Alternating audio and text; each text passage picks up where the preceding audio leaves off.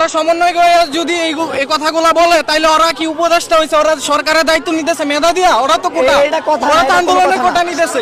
উনি কুরাবিরা একটা সিনিয়র হিসেবে, একটা সমন্বয়ক হিসেবে ওনার কথা এটা হইতে পারে না। এখন আমাদের একটাই দাবি, এক দফা এক দাবি, পরীক্ষা বয়কট। এখানে অনেকে এই আন্দোলনে শহীদ হয়েছেন, এখন ওরা কি এখন এইচএসসি ফেল ট্যাগ নিয়ে মারা যাবে? আমরা সেটা চাচ্ছি না। আমাদের কথা হচ্ছে আমরা পরীক্ষা দিব না, আমাদের এইচএসসির যে রেজাল্টে সেটা থেকে সাবজেক্ট ম্যাপিং করে রেজাল্টটা দেওয়া হোক।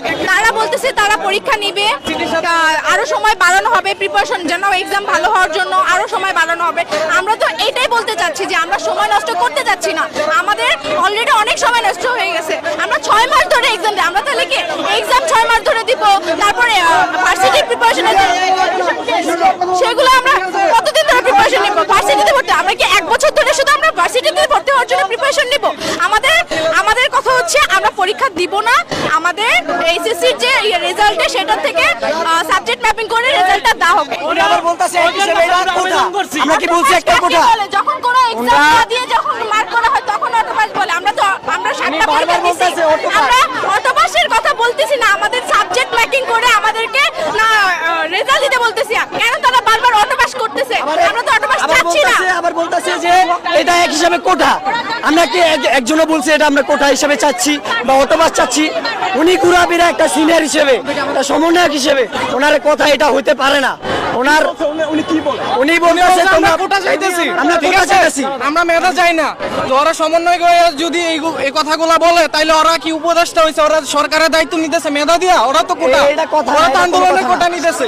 আমাদেরকে কেন অপমান করে দিতেছে? আমরা তো দাবি জানাইছি নাকি? এটা এক হিসাবে অপমান। আমরা তো বলি নাই যে আমরা পরীক্ষা দিব না বা কিছু, আমরা তো দিছি পরীক্ষা, তাই না? আমাদেরকে বারবার রুটিন চেঞ্জ করে আমাদের মন মানসিকতা সব নষ্ট করে ফেলছে। এখন আমরা পরীক্ষা দিতে চাচ্ছি না, আমরা যেগুলো দিছি সেগুলোর উপর সাবজেক্ট ম্যাপিং হোক।